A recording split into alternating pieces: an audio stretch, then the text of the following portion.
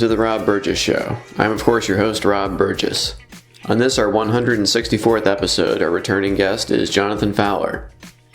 You first heard Jonathan Fowler on episodes 2, 10, 20, 21, 29, 30, 31, 32, 34, 35, 43, 48, 51, 56, 64, 74, 83, 92, 102, 103, 104, 105, 106, 107, 108, 109, 111, 114, 115, 116, 119, 126, 127, 133, 137, 140, 146, 147, 149, 153, 156, 158, 160, 162, and episode 82. Also featuring fellow regular guest Ash Burgess of the podcast. Jonathan graduated with a BA in history from Indiana University in 2006. He is an unabashed left-wing political junkie. He has lived and worked in South Korea for over 10 years, trying to help the citizens of that great nation hopefully talk pretty one day. And now on to the show. Oh, doing okay, I guess. Yeah, better than other parts of the world, I suppose. You mean like here? Yeah. Yes. What we colloquially refer to as the third world now, America. Oh, right. Yeah, absolutely. We've been downgraded a few steps in the past few weeks. So. Yeah, it's a disaster. Mm-hmm. Absolute disaster. You know, I was just talking to my mom the other day, and I was saying, like, you know, I think a lot of voters who voted for Trump or whatever, they thought, you know, how bad could it be? You know, what have we got to lose, as Trump famously said. And I think the fascinating thing would be if you had like a time, like if you had a time machine or something, you could go back and just show them like the headlines from the first, you know, from the 4 years of Trump's presidency. It's just like, you know, 42,000 dead last count I saw from this disease, which, you know, the disease can happen anywhere, anybody, but managing it and responding to it matters. Like, you know, this GOP death cult is, you know, going to go down with a ship on this one and take everybody with them, it looks like. So. Yeah, it's pretty amazing to watch all lives matter go to no lives matter in a heartbeat. So. Yeah. Well, it's not surprising. I don't know. It's always been a, you know, it's, you know, I don't know. What can you say? It's it was never that simple. So. Yeah, most definitely. But yeah, we had the protesters out this weekend at the various state capitals protesting the stay-at-home orders. I would kind of watch those spaces in about 2 to 3 weeks to see what the case counts look like. I would guess that they would be pretty high. Also, I find it interesting that, you know, Trump's a germaphobe, and this is a virus, and he's like totally mismanaging it. And then also the people that it hurts the most seems like they're his supporters, older people with pre-existing conditions, and it's like these seem to be like most of the people that like you. So it's very odd to me to see the people, you know, clamoring. I mean, I guess it's like they'll do whatever he says. Well, they've been fed on such a diet of fake news for so long that, you know, they don't know what's up and down anymore. So. Yeah. I think I saw a story today, or a couple of stories, that the coronavirus cases have upticked greatly in Kentucky after they started having their, you know, protests of their Democratic governor or whatever a couple of weeks ago. So, you know, it's, and the stupid thing is, like, at first everybody was saying, oh, it's just like the flu, and the flu kills however many people it kills a year. And I was like telling people, no, it's like, it's, you know, got a fatality rate that's at least 10 times higher than the flu, and the flu is universal. The flu is everywhere. This thing hasn't spread everywhere yet. And then it spread everywhere, and then, you know, people started social distancing and all this stuff, and then the death rate, you know, went up, but then it started, you know, maybe it slowed down, or maybe it hasn't hit their area yet, and so they think, oh, it was all fake news anyway. See, it's not that bad. It's just like every step of the way they're determined to be wrong. Yeah, and it's like they've created a totally unfalsifiable worldview in which if you it would have to literally kill everyone to, like, the problem is they can't change their mind when they're dead. You know? Right. Like, that's the only downside to all this. I mean, it's just I don't know. It's you know, it's bizarre. It's you know, it's a death cult. It's these people are drinking the Kool-Aid, and to some degree it looks like these protests around the country also are not even very spontaneous. What do they call it? They call it like astroturfing by gun people or something like that. It's the gun advocacy groups or something that are Well, I wouldn't behind be this. surprised if Russia had a hand in it, and I'm not even being conspiratorial. That absolutely was spelled out. That happened in 2016, where they would create these like events that people would show up to, and actual people in America would show up to these events that were created in like whatever Eastern Bloc country this is happening in. So it's like, who knows if how real any of this even is, from American perspective, or who knows who's like circulating those on memes on Facebook or Twitter or whatever, Well, yeah, I mean, I think like, you mentioned Russia these days, or, the past 3 years or 4 years, it's like you don't get a lot of support because the right wing says it's ridiculous and there was no conspiracy and the Russians never did anything to anybody. And then, you say the same thing on the left, and like half the left is like, no, it was Hillary Clinton's own fault. She lost. The Russians didn't do a thing. They're just so like determined to, drag down Hillary, which, Hillary can be dragged down as much as she needs to be, but don't like stick your head in the sand and deny reality. It's like, I'd like to know what these people actually think Russia has been doing on the global stage for the past, 20, 40, 200 years. These people I don't think they have a concept of what Russia has been up to. I mean, like in the mid to short to long term, any of those ranges, I don't think they really. And they if you ask them that and you ask them to say what their theory of it is, I think it'd be fascinating, but I don't think they really have one, No. because they've had to flip in the past couple of years to Russia bad to Russia good. And so they, so, I mean, Korea's held it down now to about fewer than 10 cases per day for the past at least a week. And we were going down from like 100 to a couple hundred to 100 to about 50 cases a day for about half a week or a week, and then it went down to about 10 per day, and I think today it was 9, and every day several hundred heal, recover. Okay. So I think we've got about 2,000 outstanding cases in Korea right now, and they're talking about starting to open the country up again in May, which is scary because we're probably going to see a little bit of an uptick again, but I really can't complain. I'm still working. I've still got my job. I've still got an income source. I've got some money in the bank or whatever. And I know there's a lot of people in the world who are much worse off than I am in this whole scenario. But, I do wish I was getting all this vacation time that everybody's having forced upon them to some degree. But at the same time, if it's a choice of like not working and never getting a paycheck versus continuing to work at the same rate that I was before, basically, but having that money, I guess, can't complain. It is a little suffocating when you can't leave. It's one thing to choose to stay home. It's another thing to not be able to. So. Yeah. Well, you're lucky you got a family. I don't know. It wouldn't be a horrible thing to be self-isolating with a pretty girl over here somewhere, but that's not happening right now. So, but I got a lot of TV shows. I'm catching up on some back seasons of Survivor. I did the Tiger King thing. Of course you did.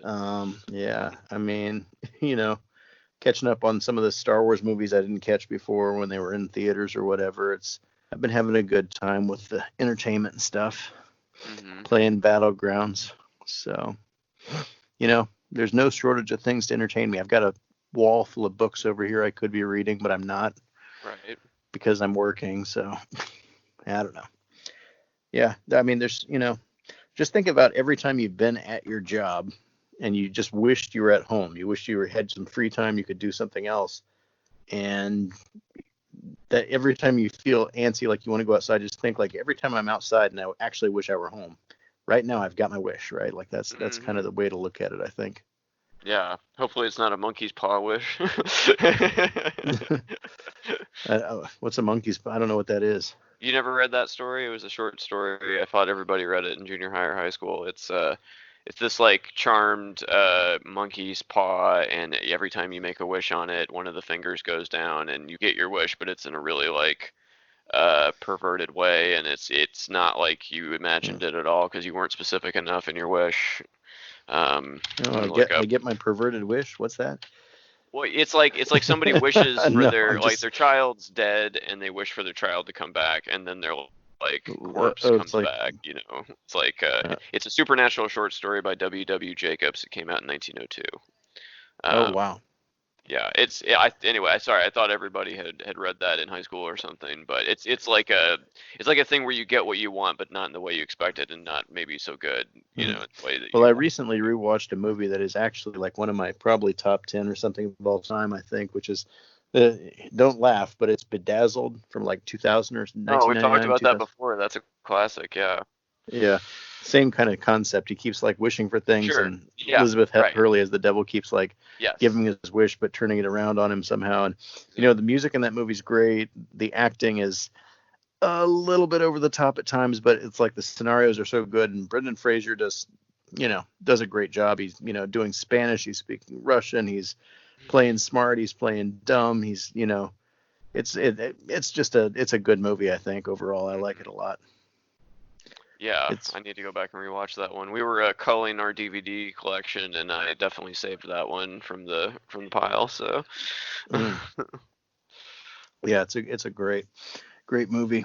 Makes you think.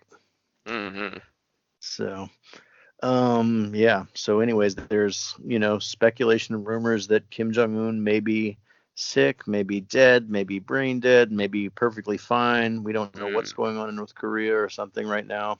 That came out yeah. today.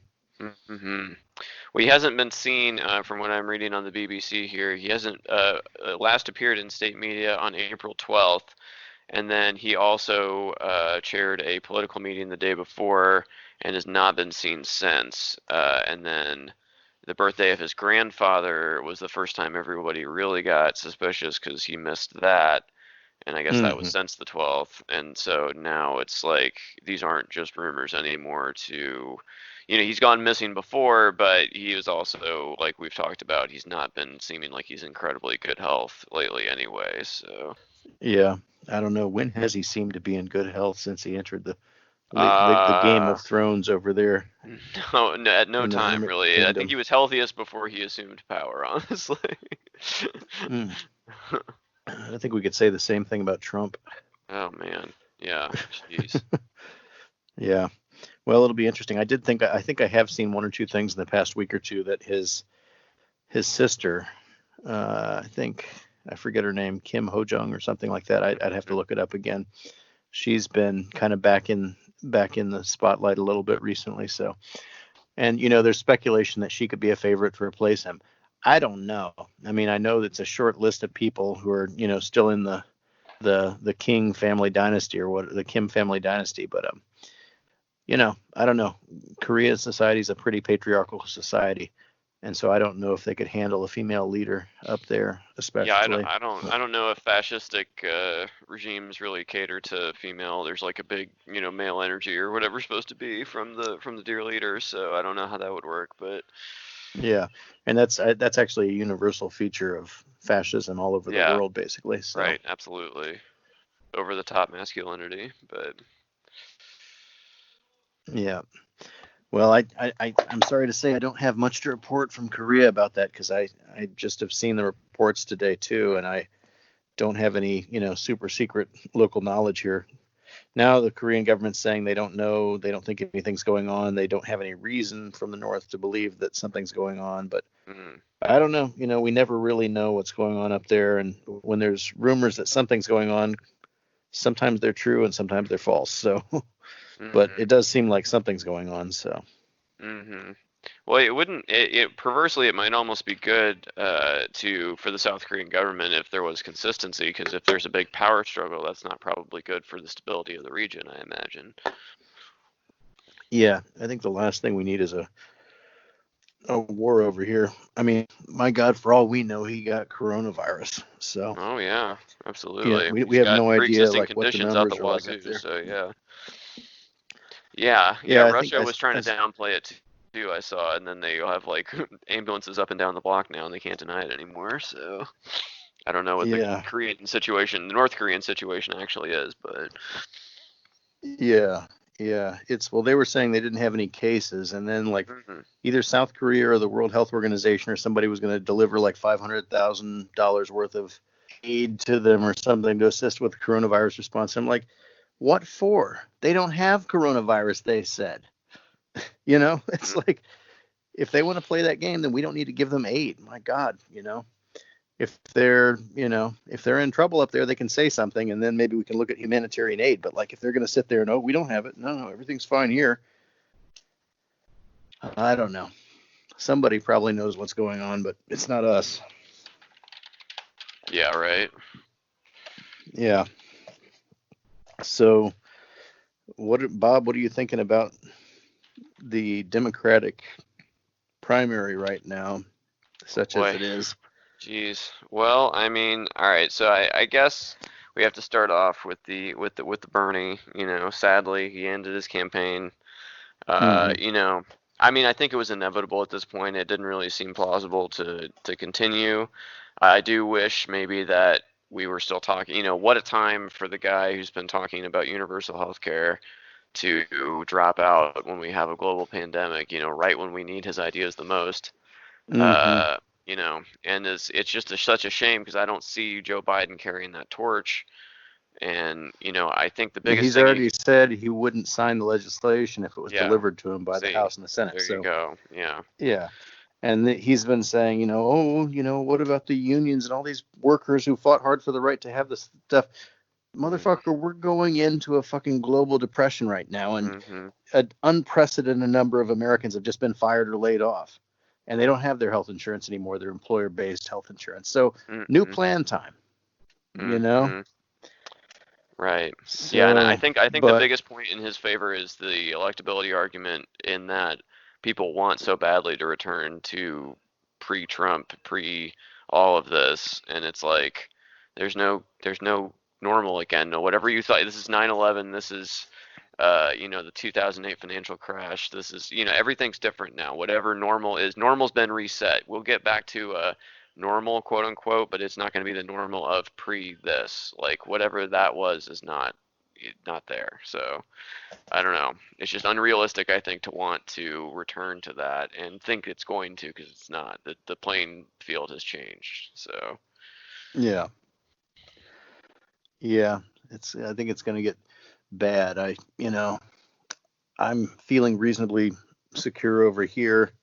Just because maybe 2 weeks later I won't. Maybe we're going to have another uptick again, and things are going to get bad. And I don't want to catch the stuff, but I'm still working. So, but even after the public health crisis is passed, and I know it's perhaps even a little bit insensitive to even be talking about this part being passed now because America's still in the middle of it, mm-hmm. and it's shocking. And 9/11, we lost about 3,000 people, right? And that in American life, there was a before 9/11, there's an after 9/11, and never the two Mm-hmm. shall meet. Mm-hmm. And the Vietnam War, we lost about 57,000 Americans or something in that war. And we're somewhere in between those two right now. We're rapidly climbing. We're going to climb past the Vietnam War death total, undoubtedly. There's people alive today, people walking around probably thinking they're healthy, who are going to be dead soon. Mm-hmm. And it's a horror show, and I don't know what the effect on the country is going to be from that, but it's going to be hard to understate, probably. Mm-hmm. It's the number one cause of death, as far as I know right now. It's surpassed everything. It's But amazing. Bob, what about the flu? What about Yeah, the what? seasonal flu? My gosh, what a You forgot specious about the argument. flu. Oh yeah, I forgot about Yeah, Poland too, I guess. But yeah. oh boy. Well, yeah, that argument's been blown out of the water. It should have never gotten off the ground. Of course, we all know Trump was the one that was perpetuating that when he's still trying to. See, that's what I love. To going back to Trump, just like he can't have it both ways, but he tries to so often. It's like this is nothing. It's a hoax. Don't worry about it. Everything will be fine. Like magic, it'll go away when the weather gets hot. Also, it's an emergency, and you need to broadcast these 2-hour marathon, press conferences every day because it's, oh my gosh, nothing is more important. And why are you censoring the president? And it's like, can't be both. Can't be both true. It's like, and I think the only thing that's stopping him from truly seizing the moment, like other dictators around the world, is like he's either lazy or inept, and I can't figure out which, or maybe it's some combination of both. But like in Hungary, Viktor Orban has canceled, the whatever was left of democracy, and India, Modi's doing the same, and Brazil, Bolsonaro, and all these strongmen around the world are using this as the opportunity to, sew up the last remaining vestiges of opposition. But Trump is, maybe that's the one saving grace, I guess, that we can draw from this, is that he's not able to complete it because he's too unfocused or too inept, or he doesn't want to be seen. Like his political ideology depends on him not showing the power of the federal government or something. I don't know what's stopping him, but maybe that's one silver lining, I guess you could say. Well, I don't know. I think it's ineptitude or something, because on the one, I mean, actually, I actually think the situation calls for real, it calls for martial law, basically. And I would not feel comfortable with Trump exercising that, because, today he just basically suspended all immigration into America until the coronavirus is over, which is, it's just such a facile act. It's just like, it's something we all knew he's been wanting to do since day one, and this is just the reason he's going to be able to do it or whatever. There's going to be 10 other things that he should do that he's not going to do. But this is actually a situation where proper leadership would probably be somewhat authoritarian. Oh, you want to go to the beach? Wrong. we're gonna fucking arrest you, and we're gonna rough you up on the way to the station house, and you're gonna spend some time in jail. It's like, not be too gentle with them, as Trump said. Remember that one thing where you put the people in the police car, but don't be too gentle or whatever. Yeah. Remember he was talking about the protesters. I mean, you do that, you crack down on a few of these protests like that. A lot of these soft people who are talking about, oh, I want to get my hair done, I need to get my roots dyed, or I can't buy my soil to grow my plants. Oh, you send out the fucking, some fucking baton swinging fucking cops out there, and you throw these motherfuckers in jail. This little movement, this nascent movement, is going to end up real quick, right? Yeah. Like, these people don't really want to do what they're talking about doing. And then you're going to get all the Second Amendment people out there, probably, I don't know. There's certainly an accelerationist like aspect to it with them, but you're going to get probably those Bundy types or Bandy types or whatever out there in like the ranch or whatever, who they don't want to do what the government says under any circumstances. But it's like, I don't know. It's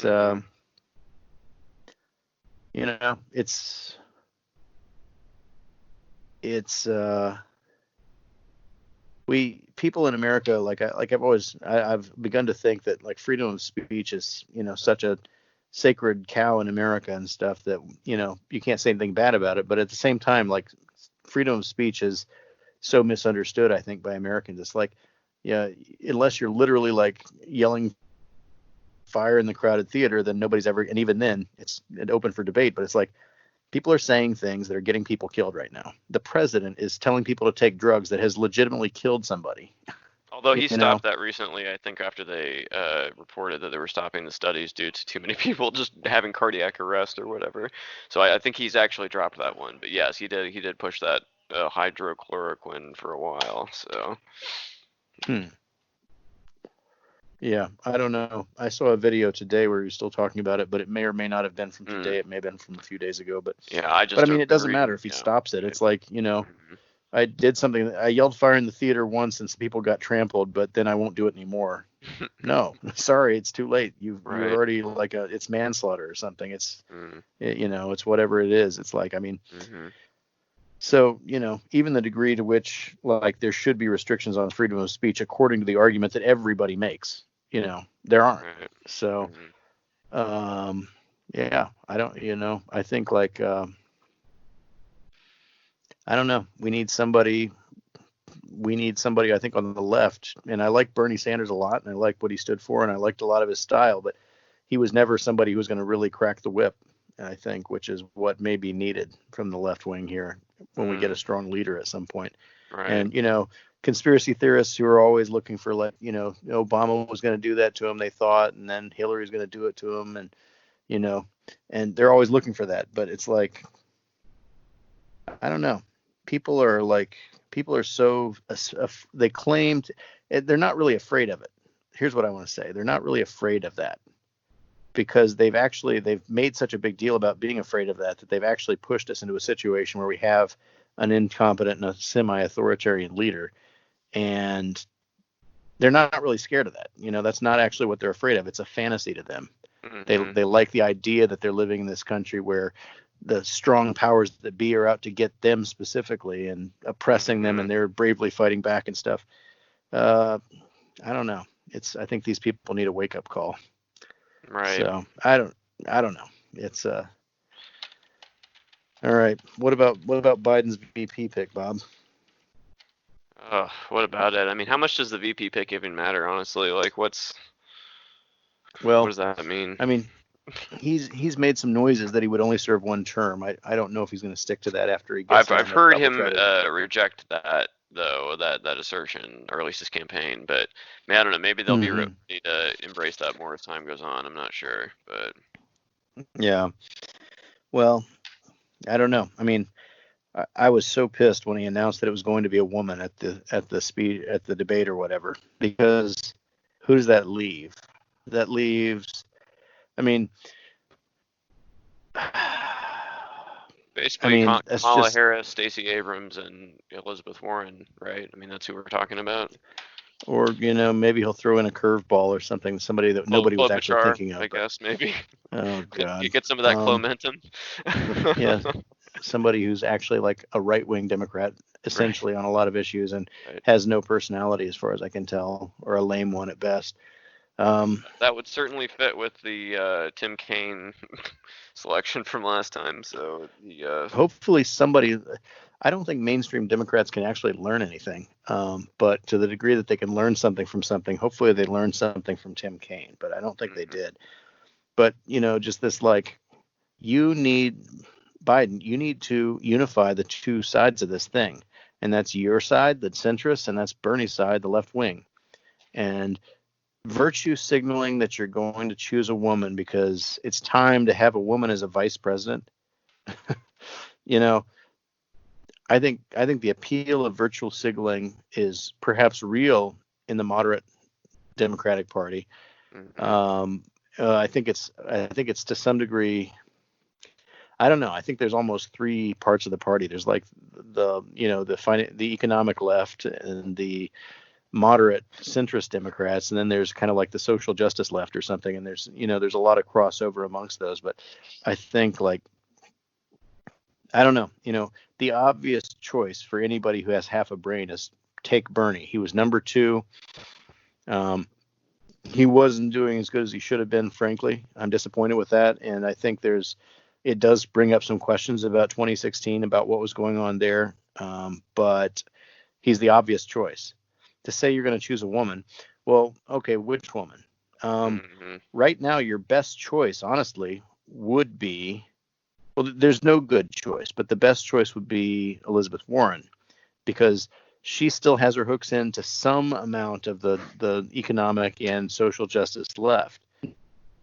Now, she pissed off a lot of Bernie bros by sitting on her hands and stuff at the point where she could have made a difference, and basically guaranteeing that Joe Biden, the person that she entered politics in opposition to, basically won. And we've litigated and relitigated what Elizabeth Warren did wrong throughout this thing, but she's still somebody who, on a lot of policy issues, I think is pretty close to Bernie. And that's if he's got to choose a woman, if he's decided that that's a campaign promise he's going to keep, he should choose her, except for the fact that her state has a Republican governor who gets to choose a replacement if she withdraws as a senator. So you can't choose her, right? So what's left? I mean, Stacey Abrams seems nice. I don't know much about her. I don't know that she has a huge national profile. Everybody likes her. She's a woman of color. Her one issue seems to be voting rights, which I agree, it's an important right, and it may even be one of the primary rights before we can get to some of the other issues. But yeah, I don't know, to go from losing a state level race to suddenly being the vice president, one heartbeat with Uncle Joe away from the presidency. That's a pretty big jump, isn't it? Well, I mean, I guess the argument would be the only reason she doesn't have more of a profile is that the election Republican was was stole it basically from her. stolen I from know. her, from Brian Kemp, the current governor, who was Secretary of the State at the time. Basically just stole the election. I mean, I think that's pretty well documented at this point. So, Yeah. uh, But I mean, yeah, what does that doesn't Stacey win. Abrams believe about health care? What does she believe about medical marijuana? What does she believe about student debt? What does she believe about foreign policy? Nobody knows, do we? Does anybody actually know these things? I mean, do we know what her, aside from this one issue, what do we really know about her? Mm. I don't see her as a I just don't see the upside.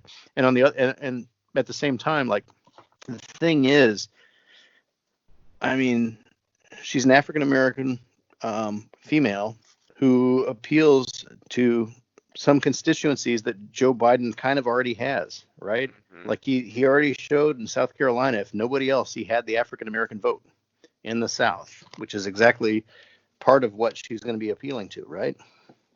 Mhm. Um, I don't know how Joe Biden does with women. I mean, my God, he's got a sexual harassment suit from 1993 now that's coming up, and the media sat on their hands for 2 weeks on it until Bernie dropped out, and then they suddenly belatedly started covering it after they'd finished, quote unquote, doing their intensive research projects on it or whatever. And to be fair to the media, like, I mean, to be too fair, the coronavirus stuff, which is also probably part of what killed Bernie's campaign, has sucked all the oxygen out of the room on every other story. So, but at the same time, like, to not cover a sexual harassment suit against Joe Biden, I mean, I don't know. It's I don't know. hypocritical. It's hypocritical. It doesn't make us look good. The people that demand accountability from the other side.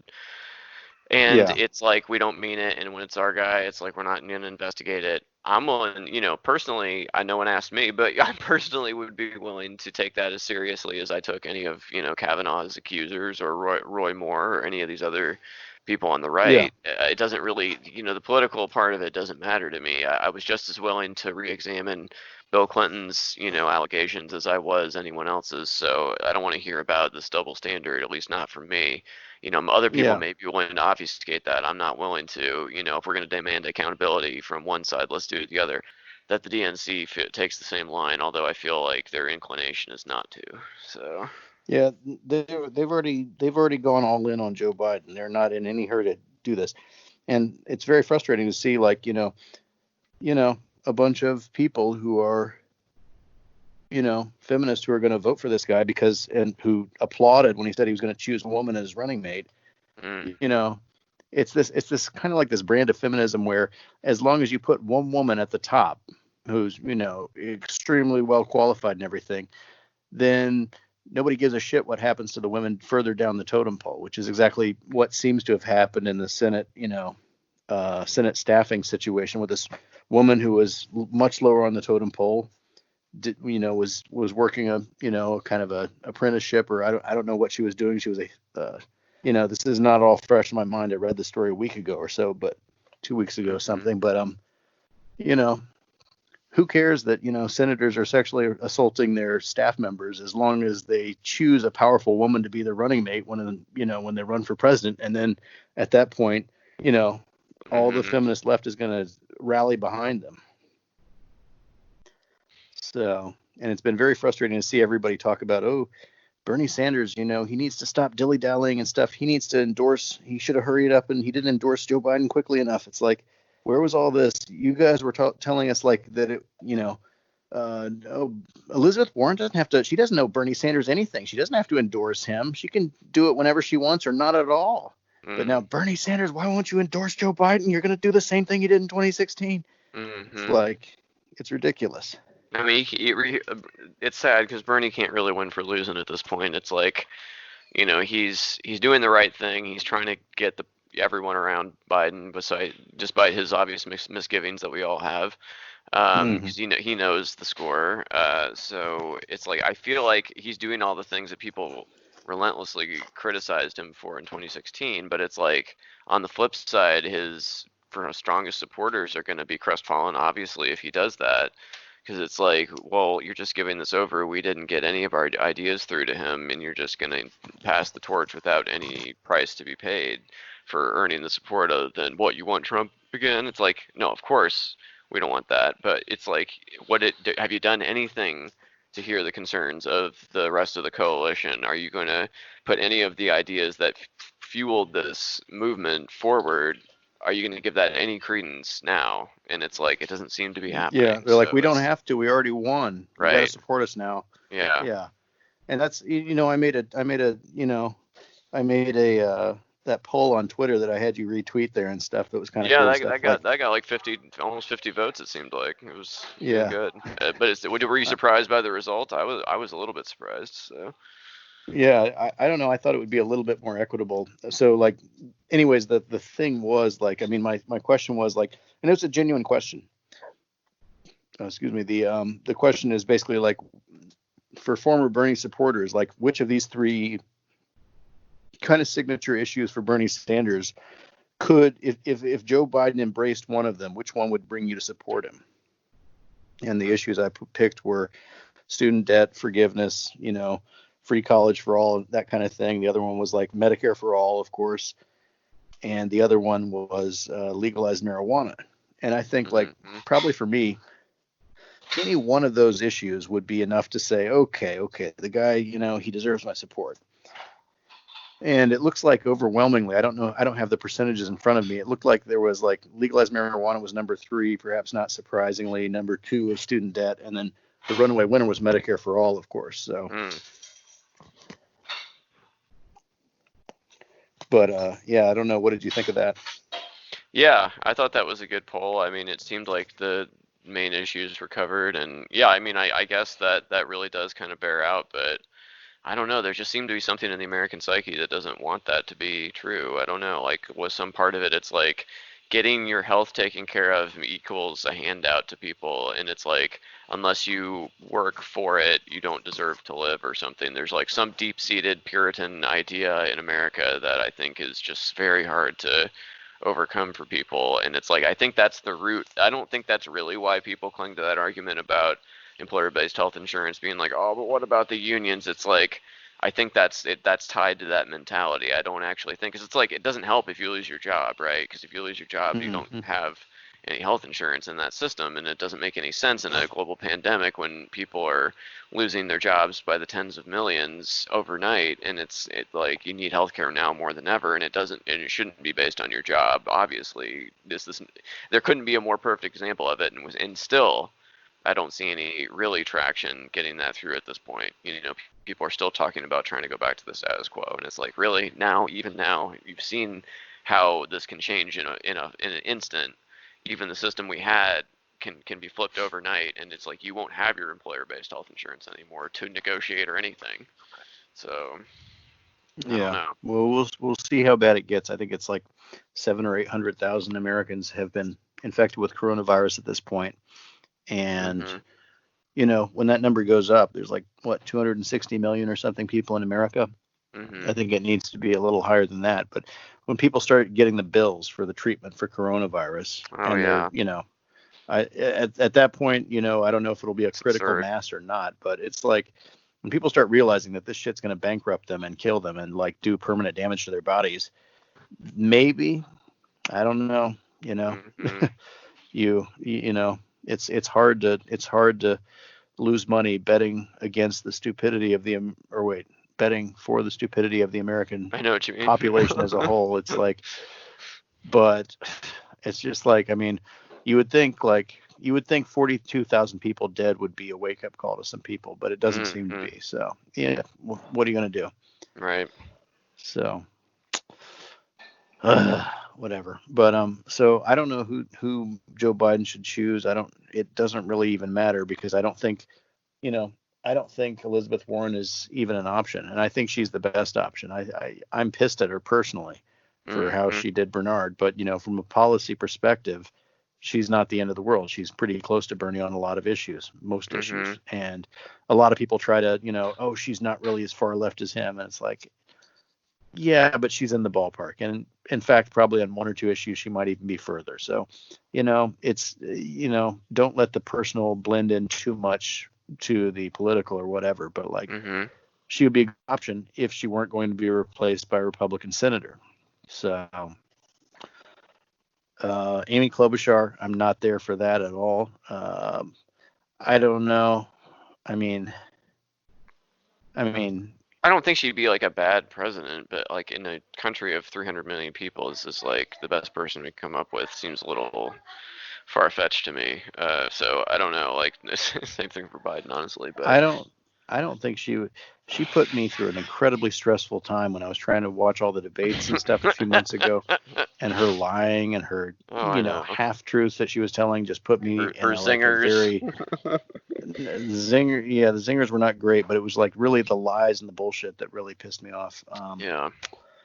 I mean, Kamala Harris, like not from a policy perspective, just from a personality and personal perspective, she'd be the one who would probably anger me the least. Like, Yeah. she's got a good vibe and stuff for this thing, but like, as far as policy, like we're not going to get it. I mean, No. the vice president doesn't really run policy anyways. The centrist Democrats have demonstrated that they're not interested in listening to the left on policy anyways. So I don't know. Mhm. But yeah. I don't know what's going to happen with Joe Biden, though. Ironically, it's hilarious to think that just a couple years ago, when Obama was trying to push through, the ACA, Affordable Care Act, they were all talking about death panels, which is basically essentially what we have now, where doctors are having to triage the patients and they're filling up freaking tractor trailer trucks with bodies Mhm. and burying them in mass graves in New York City. It's the stupid, the stupid fantasy stuff that these guys whine and bitch about is always the thing that they end up bringing about, but they think it's going in the other direction, so it doesn't bother them. So Yeah, it's like a thing I saw posted once. It was like amazing how fundamentalist Christian voters can talk about the devil for their entire life, and then when they like literally is staring them in the face, it's like, this is my guy. It's like he embodies every single one of the qualities that you say that the Antichrist would do, would have about him, and it's like it just looks good to me. He says he's a Christian. Oh, it's good enough for me. It's like, it's like what? yeah, Gee, they are. Well, you mean the father I of don't know. I lies think. told a lie? Well, yeah. I'll let you in on a little secret, Bob, which is that the devil isn't real. But You know what I mean. yeah, no, I mean, they're incredibly self-serving and duplicitous and everything, and they'll claim it's a moral issue, and then they'll claim, well, actually anybody could be forgiven. So, maybe Trump apologized to God and got himself forgiven. The guy who's never said he had to Yeah, apologize for anything. Yeah, right. sure he's had a real heart to heart. I'm sure Sure, Mike right. Pence made him bend the knee. Oh boy. Was mother around? Yeah. So, and recently we've had a couple of celebrity doctors who are, Oh gosh. yeah, Fingers get they're lost. talking about, yeah, Ugh. going on TV and saying what they're saying. It's, what was it, Dr. Oz and Dr. Phil, and Dr. Phil is like not even like licensed for whatever he's supposed to be doing now or something. Oh, it's yeah, crazy world. Yeah. So yeah, I don't know what I mean, what do you think the turnout's going to be for Joe Biden? Do you think he's going to, I don't know. It's tough because they're trying to kill the post office right now, and that would be the main thing that would keep people voting by mail if they allowed it. But if there's no mail, there's no, nothing to vote on, I guess. And if they make people show up in person like they did in Wisconsin, although that turned out pretty well, I guess, for some local, races for Democrats. So who knows? Maybe this isn't a factor. But it just seems like if you're going to pump the narrative that it's like, it's like a signaling thing that you're not going to wear a mask and you're going to shake hands and not socially distance and you're going to show up to the polls and it's like, this is my freedom as an American. It's like then the people that are being cautious and listening to science who are most likely to vote not for the Republicans aren't going to show up as much. And I don't know. Yeah, I still need to get myself registered to vote and stuff Mm. or whatever, because I think I'm registered and stuff, but Yeah. they're talking about the real name ID thing or Oh, I whatever this year or know. something. And actually in January on my birthday, my freaking driver's license expired, which I think Oh is boy. bullshit because I got it renewed in 2017. So it's like 2018, 2019, 2020, Yeah. 21. That should be 4 years, right? But they're like, no, it's been 4 years now. And I'm like, okay, maybe, I don't know. Can you not But go to the American consulate and take a driving test or something? I don't think so. Probably I not. mean, it's a state thing anyway. So, Yeah, that's but true. I was going to come back, obviously, like this month. I should be in America right now, but I had to cancel my flight because the Mm. coronavirus stuff got crazy. So I wasn't able to renew my driver's license in person like I was hoping to.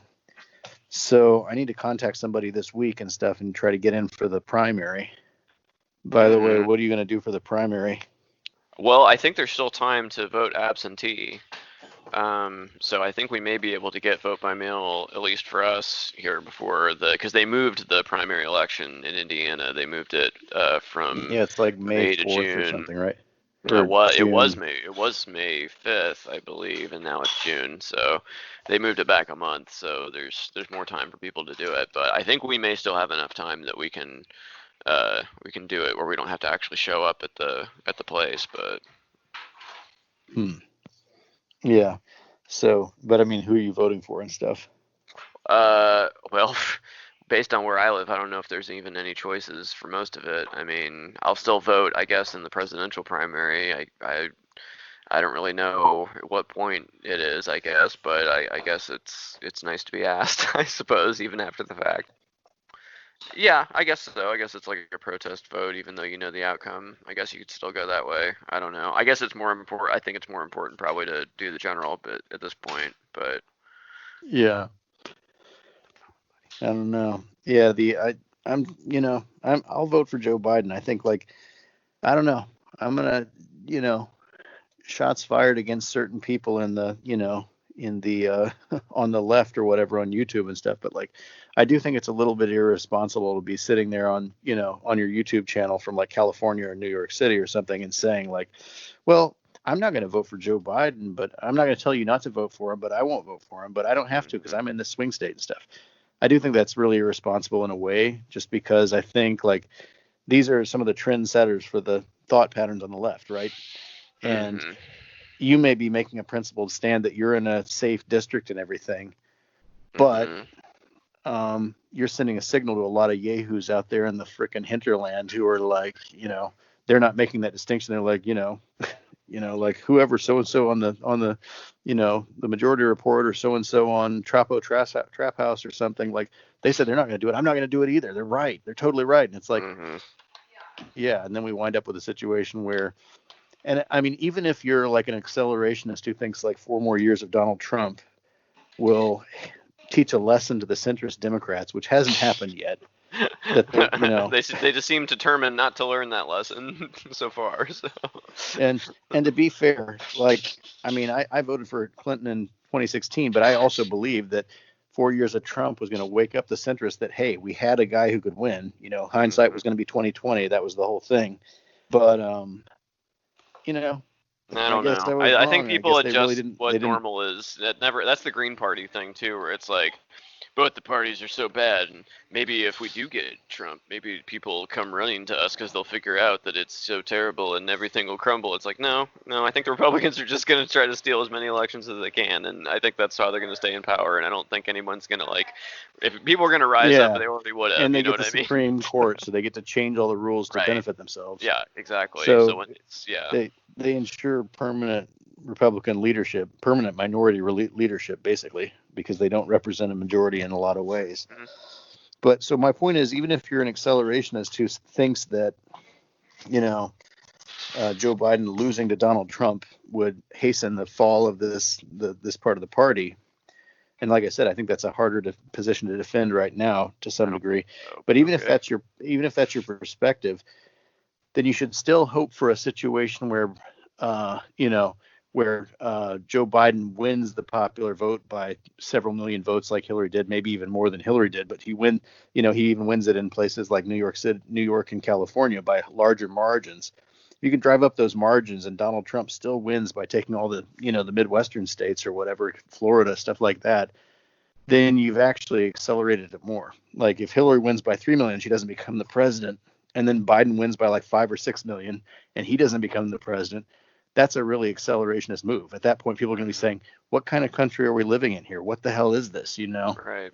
So I've never heard that term before, accelerationist, but it doesn't track with reality, any reality I've ever seen. So I've heard that argument expressed different ways, and it's never been compelling to me. I've never seen things get bad enough for people who are party apparatchiks to change their minds about certain things. So it doesn't seem logical from my point of view. It's like I think things are already pretty terrible, guys. Nothing's changing. I do think there's a logic to it, but I think it requires a population that's freaking paying attention. Well, we have Fox News and Limbaugh and all the rest. Well, I'm not even talking about them. I'm talking about a lot of like we said, I think Joe Biden's support is a mile wide and an inch deep. Mm-hmm. And a lot of these people were not really paying attention until the end. And then like they didn't really make up their mind. But then, Clyburn down in South Carolina endorsed him. And so a lot of people did. And then, he seems to be the inevitable front runner, even though he lost the first 3 primaries, maybe 4. And then he wins this one state. And they're like, oh, yeah. He's inevitable. It's like these people weren't paying attention. No. These people didn't see the dumb speeches. These people, none of us knew about the sexual harassment back at that point. So if you're an accelerationist who relies on people realizing what's going on in order to make an informed decision, that's maybe not going to happen because these people don't pick their heads up off the table to figure out what's going on until about 3 days before the damn election. So it's all a problem. Yep, I agree. But what's your quarantine playlist, Ben Shaw? Got any good tunes for us? Well, I was at the gym earlier today. I'm back at the gym trying to Wow, the gym's open over there. Jeez, look at you. Yeah, my life is basically back to normal, except I'm not going out to eat at large restaurants with lots of people as much as I did and stuff, which I'd like to get back to doing soon. Maybe I just should, but I don't know. But tonight I ended up listening to. Did you ever play? You kind of stopped. You dropped out of the video game scene, didn't you, Bob?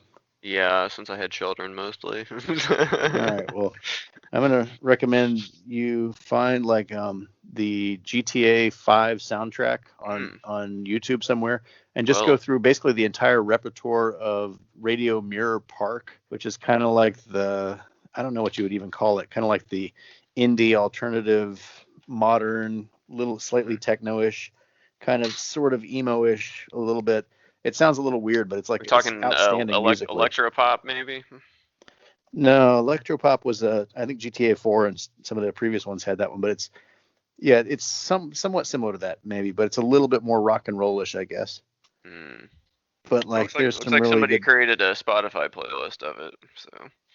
Yeah, there's some really good songs. There's one called by this band Health called High Pressure Dave, and then there's some others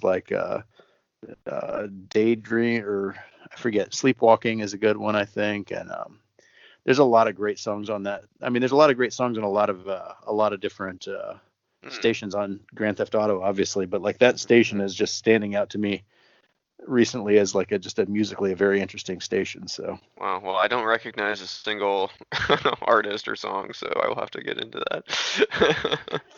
Yeah, I guess there's this other guy named Jai Paul or J Paul, I'm not sure. He's a British guy, seems to be from India originally, but I don't know, it's a really complicated story with him. He had one song called Jasmine, which is on the soundtrack to this game, which is pretty good, and then he had another song which is called Straight Outta Mumbai, which is also I think you mentioned that one last time. I think that put that. But yeah, he's got one song on the GTA playlist, and I think he might have even been on that same channel too. So that's some interesting stuff. Aside from that, right now, I don't know what else I'm listening to. Well, did you see the Hulu version of High Fidelity, the TV show version? No, I haven't seen it. It looks interesting.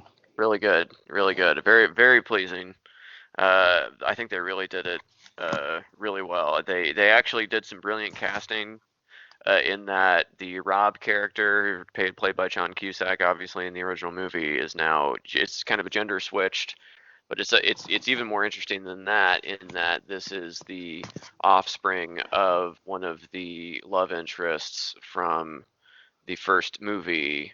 Uh, Oh, Lenny Kravitz's ex-wife. I'm blanking on her name now, but anyway, Zoe Kravitz is the Rob character of the new High Fidelity, and she is the yeah. offspring of his. Her mother was John Cusack's one of the love interests from the original movie, which I think is an interesting twist. So, So this is like kind of like this is canon. This is like in universe with the movie. yes. Well, no. Well, because they changed it from Chicago. I think it was originally London in the book, and then it was Chicago in the movie, and I think it's New York City now in the TV show. So they've changed a But few my other things. yeah, but my point is like she's the daughter of a character from the original movie. Is that just like a random fact, or is that like actually like yes, her mother was really this person who dated the John No, Cusack character? no, no. The John Cusack character is not existent in this universe. It's kind of like just a reboot, basically. Okay, I that's don't think it interesting. has any connection other than the storyline and the characters. Obviously, there's a Jack Black character and whatnot. So There's a Jack Black is back. no, I'm saying they cast someone else in the Jack Black character. Oh, okay. It's like The Office. You know what I mean? They have archetypal characters that they cast in each incarnation of it. Like there's a Dwight slash whatever from the original The Office. You know what I mean? Gareth Dwight. Gareth Yeah, Keeling, Gareth. yeah. What was his name? Oh God, he was in the Provisional Army or something, wasn't he? Or the Provincial? Yeah, basically like the National Guard of of England. So. Yeah, he's assistant to the regional manager. Yes, absolutely. So, but anyway, I brought that up only to say that I found there's a Spotify playlist that's like 8 hours long of all the music that appears in the TV incarnation of High Fidelity. That is really really good. So I would recommend people find that on Spotify. All So right. Well, I'll have to try to check out the show sometime, maybe. yeah, it's really good. I wasn't disappointed. So All right, all right. Well, I'm also watching Bob the season 40 Survivor show these days. yeah, you told me about that. I'm losing all kinds of money. My guy's already out. He's got one chance to get back in, but it's going to be stiff competition and stuff. But yeah, we're getting down to it. It's like the final like 11 players left or so right about now, and they are, last episode was not great. It was the family episode, which I don't know. I can take it or leave it a little bit, but hmm they spent a lot of time on the family stuff this time too. But it's it's Survivor. Survivor is always usually fascinating and entertaining to me. I have my issues with the show, but you know, it's a good show, I think. So, hmm anyways, yeah, that's what I'm watching. That's kind of what I'm listening to right now and stuff. So, Yeah, there's a couple of weirdly I've been watching some sports documentary series. I saw the Aaron Hernandez one on Netflix, which is good. It was a three-parter. And then there's a 10-part Michael Jordan documentary that's coming to Netflix here, or may have already started coming to Netflix, that I'm interested in. So, strangely, I don't like sports that much, but I do like documentaries about sports. So, like okay. I like that OJ documentary they had a couple years ago too. That was like super long. I enjoyed that. Oh, But I I guess watched the yeah. American Crime Story one. I didn't watch Oh, the like documentary, but oh, you definitely should watch the I forget what it's called. OJ, is it OJ Made in America? Something. Yeah, that. yeah, You or should the watch that. the people of the United States versus O.J. Simpson or No, no, something no, like no, that. no. That was the fictionalized Cuba Gooding Jr. David Yeah. Schwimmer. Oh, That that's that's good too. But the one I'm talking about is I think it's called OJ Made in America. It's a multi-part documentary series. I think it's like maybe 8 hours long. hmm. Documentary. It's really good. Yeah, OJ Made in America. Check it out. It's really good. Okay, for sure. Yeah, we'll do. Yeah, I like a good documentary too.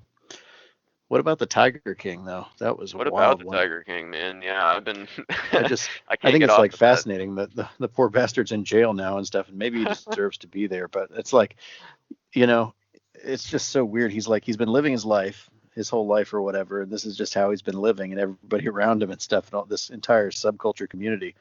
And then they get national exposure, and everybody is like, what in God's name has been going on right here? And they're like, that's just how we were living, It's just like they're celebrities now because they were just, making horrible decisions at several junctures in their lives and like doing bizarre stuff. Yeah. I don't know. I'm quite prepared for the idea that this guy may be a horrible person, but we all kind of fell into the spell a little while there. Yeah, I've heard the criticisms of it being that they're worried that he'll become like a folk hero based on this, and people overlook all the tiger abuse. And I'm like, I already had all the tiger abuse and the malfeasance and all that stuff baked into it. I don't perceive him to be some sort of underdog hero. He's wildly entertaining, and it's just a fascinating car crash of a story, but. He's not my new spiritual animal or whatever. So it's fine. I'm able to put it in proper perspective. Maybe other people aren't, but it's I don't know. I never had any illusions about Joe Exotic, I guess I'll say. So yeah, I don't know. When I got my suits the other day, they gave me some free ties, and I got some brightly colored zebra print ties. Nice. So. Exotic. Yeah, but no, I don't know. I have questions about the tiger abuse too, though, because like, okay, they said they found 5 buried tigers on his land. Okay. Mm-hmm.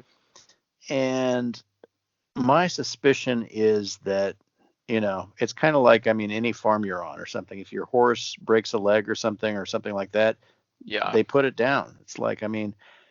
I don't think he's got 200 tigers. They found 5 dead tigers. Like, I don't know what happened there exactly.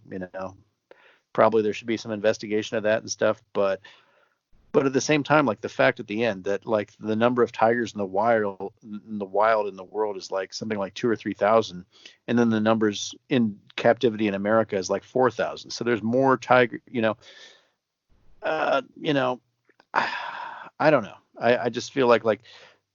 This kind of situation, it's not great for tigers, but it may be the key to the survival of the tigers as a species in the world. See, the problem though is from a conservationist standpoint, though, the ones that are created at places like his farm or whatever are not.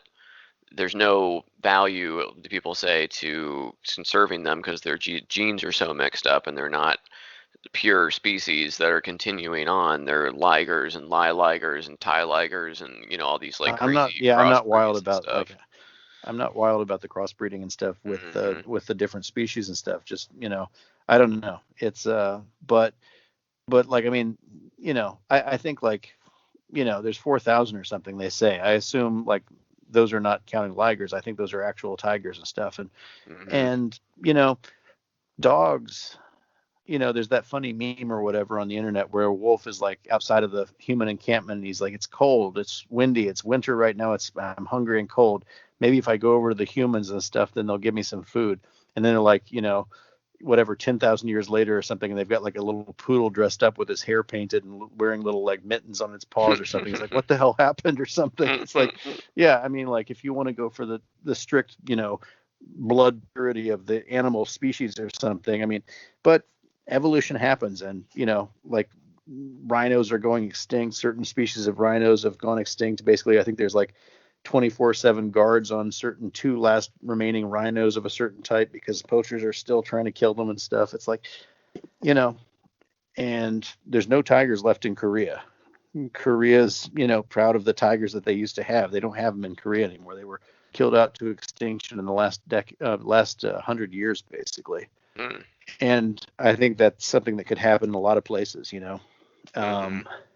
So just from a survival of the species aspect, I'm just saying I'm not so sure that it's a horrible thing that people are breeding them, including and breeding them in potentially large numbers in America, even if it is for profit, even if it does, kind of separate them from their parents at a young age or something. It's like it's sad. But at the same time, like from an animal rights perspective, I'm largely unconcerned with animals that are not being hunted to extinction. Mm-hmm. Like, people get all up in arms about these, these cause celebres or whatever of, these big majestic animals or something. when at the same time we have an absolute genocide of chickens, cows, pigs, and any other food that we like to eat, where we Sure. kill millions of them every day and we eat them. It's like, that's the worst case scenario. I'm not really worried that somebody put a tiger cub in a suitcase and took him to Las Vegas and played with him with some pretty girls. I mean, that's not, that's if it's killing like 1,000 pigs in one day or something, or Right. one tiger went for a ride in a suitcase for a little bit. It's like, I know which one upsets me more. And, so I have questions. Like, I do think, like, I mean, frankly, the Doc, what's the other guy's name? Doc Antle. Antle, like, that guy concerns me more, because the allegations that he's putting down the cubs after they become too old to be played with anymore, that is much more concerning to me than Joe, who seems to just irresponsibly like grow up all these. He has 200 tigers or something, and he doesn't know how he's going to afford to feed them all and everything. At least he's making an effort to keep most of them alive, right? Like this, if this other guy is killing them after they're no longer financially profitable for himself or something, that actually seems much more criminal to me. And, well, that guy is basically, I think they even said this during the documentary, but he's like just basically a smoother version of Joe Exotic, and it's like he's like this polygamist like cult leader that like raises these tigers, and it's like, he's not been taken away thus far, although maybe he got raided apparently at the end of the thing. But it's like there's always the version of somebody that's just outrageous and out front, but there's always somebody who's doing it just a little bit quieter, but they're getting under the radar a little bit. So yeah. So, well,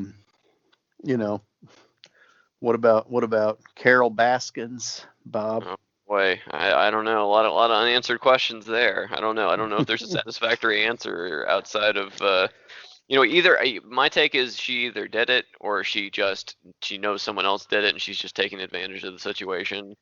I'm not entirely convinced. I mean, I know the popular thing these days to say is that bitch Carol Baskin killed her husband and I didn't buried him under the septic tank or covered him with fish oil and fed him to the tigers or something. I know that's the popular thing, but like, I think I heard a true crime podcast recently where some people investigated that, and they looked into it a little bit more, and they said, like, there was a lot of things. He had some shady business dealing stuff going on down in Costa Rica, and he was basically like buying up people's businesses, and then if they couldn't make that were going out of business, and if they couldn't make payments, then he put them out of business and took over just scrapped the business for parts or whatever, took their property or whatever. He had a lot of enemies, it sounds like. And there were also questions about like some young lady that he was sleeping with or something. Her parents didn't really like it or something. I'm not sure if that was in America or down in Costa Rica. And he, I don't know.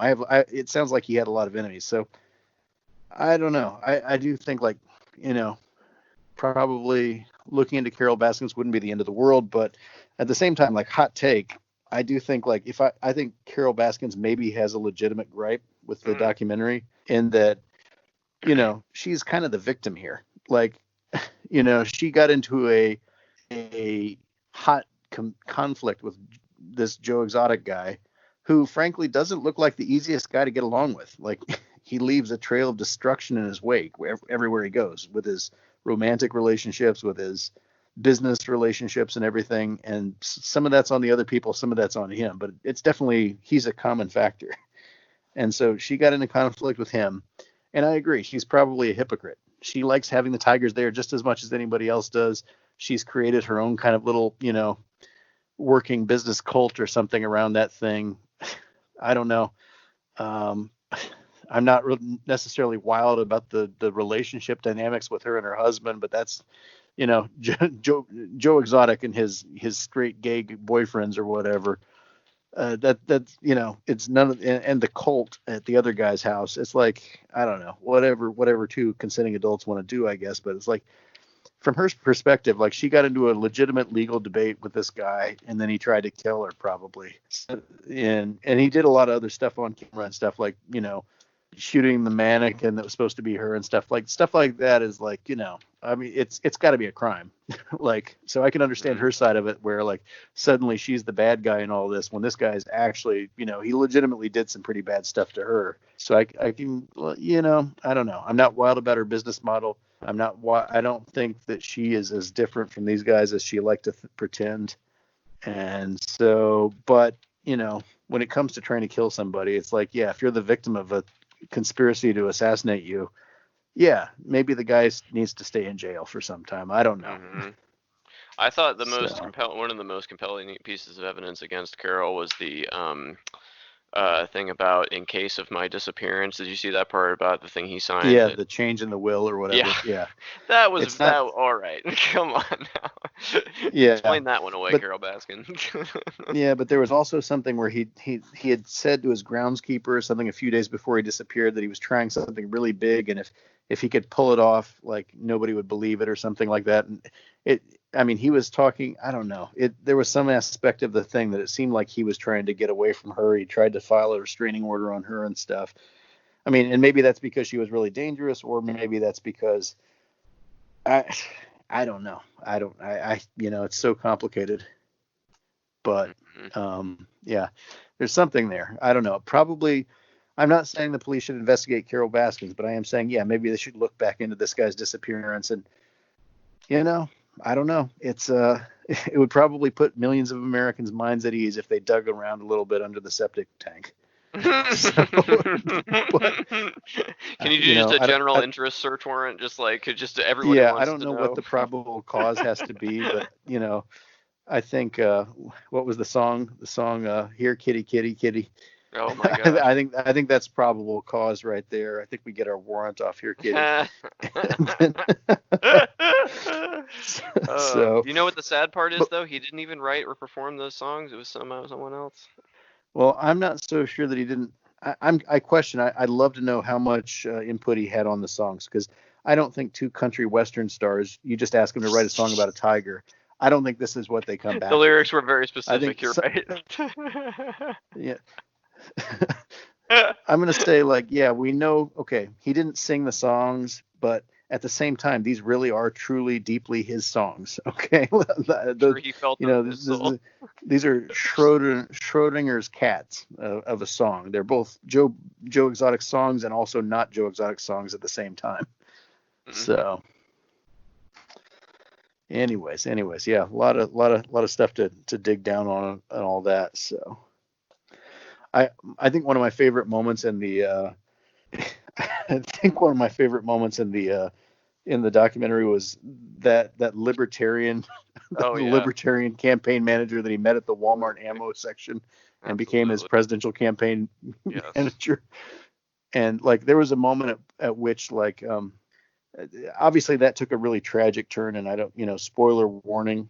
Yeah. 5, 4, 3, 2, 1 when his second husband killed himself right in front of that guy. That's horrible. But like this guy had no idea, like most libertarians, he had no idea what he was getting himself into.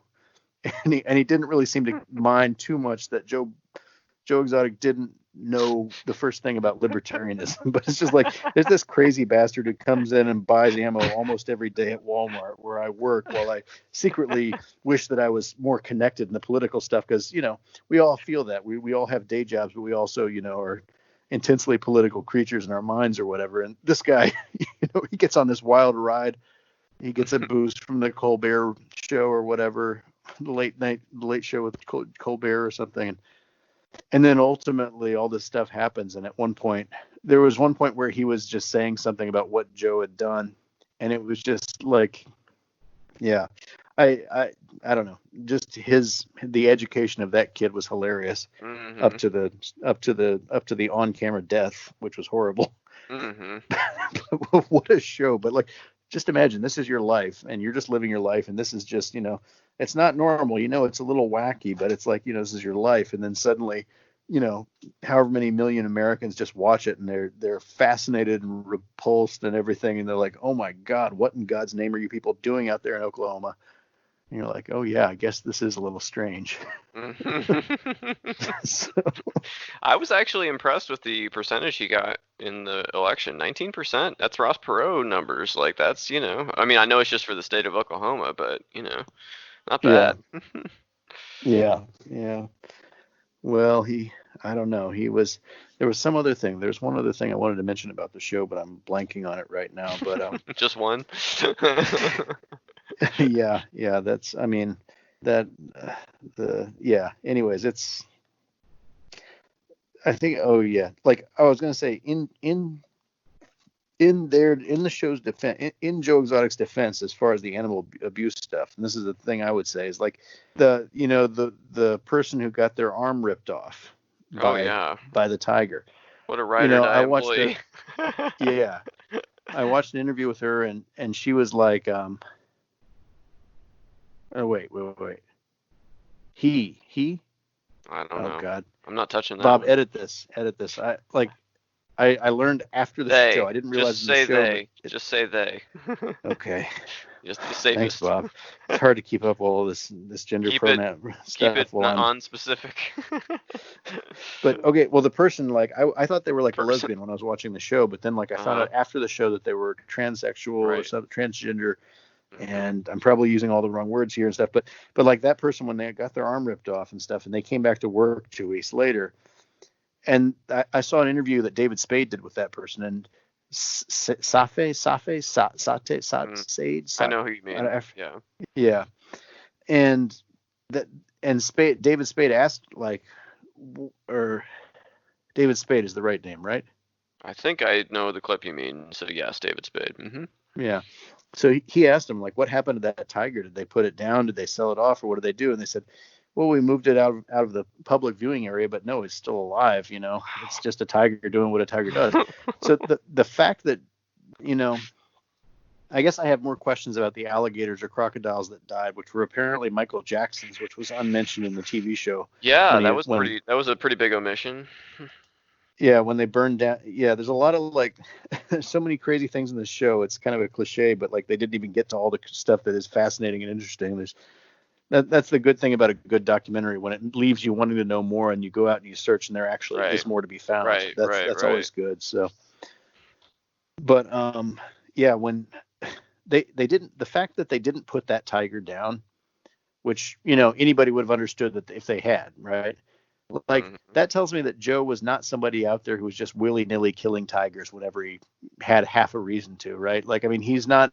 I don't think he was somebody who would intentionally abuse the tigers. And frankly, the tigers look pretty chill when they were out there. You could say it's animal abuse, but like when they were getting the meat brought to them, they all look pretty happy and everything. I mean, like, I His don't know. facilities I don't are know how old. bad I it was mean, for the. Carol's.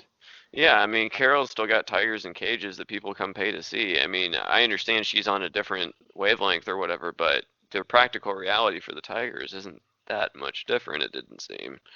Yeah. In Yeah. in fact, the feeding situation for Joe Exotic's tigers looks much better than hers, with those, like, kind of like the little thing where they put their head in the cage outside of the cage, and then they can Mm, eat the little bit of food or whatever. It's like, I don't know. I'm not. Animal abuse is it's a big broad term, and I think we have to think about what exactly do we mean by that. Um, is it great that the tigers are eating expired Walmart meat? well, the employee I don't think the tigers not know. only are the tigers eating the expired Walmart meat, the employees are eating it too. And the people who come and eat the pizza, Yeah. which Joe Oh, makes the the pizza with. pizza. Oh Yeah, no, I'll the just second I have saw the I'll just pizza, have a I was cheese. like, Can I get a no. quattro formaggio instead? Yeah. I'm a Oh, vegetarian. yeah. Cheese is okay. Oh, good. Yeah. Anyways, Bob. And enough about Joe Exotic. I'll let you get going here and stuff. But like, yeah, it's there's a that's a whole nother podcast. I Bob, know. I think you gotta start putting some descriptions of what we talk about in these shows and stuff, because even I go back sometimes, I don't know what we talked about. But I think North Korean leader ill, status of the American election, coronavirus, and Joe Exotic. You put those tags in there, that's going to be like, oh, I'm interested in, like, the election, or oh God, everybody loves Joe Exotic, right? Like, so I think you put some tags in there or something in the title or something, I think people are going to, like, maybe be more engaged. I don't know. Yeah, you Just could. You could. my 2 cents. I just don't like to. I guess since you've been on a bajillion times and you probably wouldn't mind. I just don't know. When I have like guests, I try not to describe our conversation. I let them do that or describe themselves. I don't describe them, or I describe them in the way they want to be described. So I kind of let them take the lead on that kind of thing. But I guess if we're just kind of talking about stuff, we could probably do that. So, but Yeah. Like, I mean, honestly, like, sometimes there's like a thing where we talked about something, like, I want to go back and listen to it, but I've got how many episodes am I up to now? Like 40 something or something. Like I have no idea where in the back catalog any particular conversation happened, right? Like, I mean, if I'm looking for like 2016 election stuff, I guess I could maybe find the dates or something, but it's, I don't know, a little bit. I'm just saying, for me personally, my perspective is a little bit of like some indication of what's in there would go a long way towards, repeat listening ability and stuff. So, but anyways, it's your show, Bob. So it's just me, just my thought. Yeah, so. No, that's a good thought. So, but yeah, I probably do gotta get working. I heard Lawrence County is like really moving up and stuff in the number of cases, and I think a large part of that, unfortunately, is Mitchell Manor in our hometown really there has had an outbreak. Really sad. Something like 9 people dead or something. It's horrible. I know, it's just gutting. And then of course, people can't be with their loved ones at the end because they have to be quarantined away from them. So it's a very that is really I mean, we've laughed and talked about a lot of stuff, but that is a dark fact of this virus. I know. It's like saying goodbye over iPad is just not the same, not how people imagine it. At least I don't. So yeah. But we lost somebody in my family here a few weeks before this all kicked off, or a few weeks before anybody knew it was kicking off, really. And it was a sad thing at the time. It's still a sad thing, but I think everybody generally agrees that, hey, thank God it happened then, and thank God we were not in the middle of this thing where we couldn't even have a funeral. We couldn't have an open casket funeral or whatever. Like we couldn't be there and stuff. Like I can't be there. I'm out of the country, but I'm just saying, like, the timing. We really can't complain about the timing after the way this has gone. So. Yeah. Anyways, yeah, that's what I would say.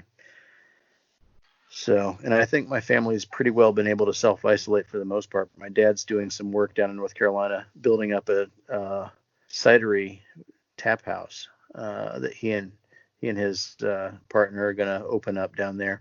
Cool. And yeah, he's been brewing the cider and stuff. He's getting pretty good at it. Every time I'm down in North Carolina, we have a keg that we tap, and we just keep. It's like, I don't know. It's great. So that's awesome. It's not too sweet like most corporate apple ciders are, hard ciders. It's got real character and flavor and stuff. It's homemade. It's beautiful. So he's working to build up this thing and get it up to code and everything so they can open it. Of course, the coronavirus raises questions about all that, but yeah, I think for any of our listeners in the Carolinas area, or even perhaps farther out who are interested in this, Asheville, North Carolina is a huge hub for, on the East Coast for independent breweries and stuff, and apple cider and hard cider, and watch out for, I think it's called Barn Door Brewery, I believe is what it's going to be called. So. Well, that's awesome. Now, is he set up where he could make hand sanitizer too, or is that just the distillers? I don't know. I'll ask him if he can look into that, but yeah, I don't know. I'm not sure about that. That might be a good racket to get into these days. Yeah, perhaps. Yeah, I'll bring that up with him here pretty soon. That might be a good, Well, there's been a lot of places like Cardinal Spirits, I know in Bloomington's converted their operation into making that, and I know other places have too. So, but okay, we're giving a lot of free advertisement away. Yeah, well, I never really have anything to plug on these shows, and I always, it'd be nice if I did, but yeah, I'll plug that for sure. I'll definitely plug it again. Follow you on Twitter. You're on Twitter. You're posting stuff. You're getting around a little bit. I saw you get a little traction with a few tweets. So. Yeah, I'm doing an amazing thing on Twitter, which is that I am effectively being able to say exactly what I want to say most of the time because I have 2 followers, which is the show and one other friend over here, who's a Bernie bro or whatever, burner. But I don't understand Twitter. I don't understand I don't know how you get followers exactly. Yeah. I don't, and there's a lot of people. I don't want everybody in the world following me. I want family and stuff. That's for Facebook. Even Instagram. Like everybody on Facebook found me on Instagram too. So no more dick pics, I guess. Jeez. But the world coming to? But I'm But just saying, like, I want Twitter to remain pure. I want that to be the place where I can, engage with politics and stuff or whatever. So yeah. Well, so it on took the it one took a hand, not long having time. It took a long time to get where I'm at with the show. I think we have like 1,400 followers at this point, but a lot of that came from following back everyone who interacted in any way with the podcast and always retweeting people who mentioned the show. And also, it didn't hurt, that Sarah Kenzier has like over 500,000 followers on Twitter, and every time she retweets something of mine, it gets hundreds and sometimes thousands of retweets and likes and faves and stuff. So it's that's been helpful to have some engagement with some popular accounts too. So yeah, wow, okay, interesting. I'm still fascinated by the time that you got recommended by somebody well, I'm not going to name names, but somebody on the Majority Report. That was pretty awesome. Like, I mean, that was yeah, like that was a thing where I was like, whoa, we're just putting this out there. You have some degree of knowledge about who's engaging with it. I have zero knowledge about who's engaging with it, hmm but that was like a thing where I was like, oh, okay, we're putting this out there, and people are hearing it. Somebody's hearing it out yeah. there. That's You pretty never know wild. how far So, your voice carries or to where with who's listening. So yeah, it definitely is surprising who's been in my listening. apartment complex, you do, though. We have thin walls. Oh boy, sounds like a problem. So anyways, that was definitely cool. So yeah, hopefully Awesome. we're getting a listenership and stuff. But Bob, yeah, maybe when Dad opens the cidery down there, you'll have to make a trip down there and do some on the ground reporting or something. So Definitely. Well, we're just days away from liftoff on our third child here, so who knows when that'll happen. But yes, I agree. yeah, road trip. Yeah, right. Screaming newborn in the car and two other kids. I love it. So. Yeah, I don't know. Ben and Leah, they've made the trip down there with the baby a couple Oh, times. wow. He seems to do pretty well in the car, I guess. That's what they good. say. So I don't know, Nice. but yeah. Anyways, Bob, I'll let you get going there. But yeah, good talk, Cool. and we'll see how it goes here. Stay Okay. safe. Yeah, you too. Have a good night. Bye bye.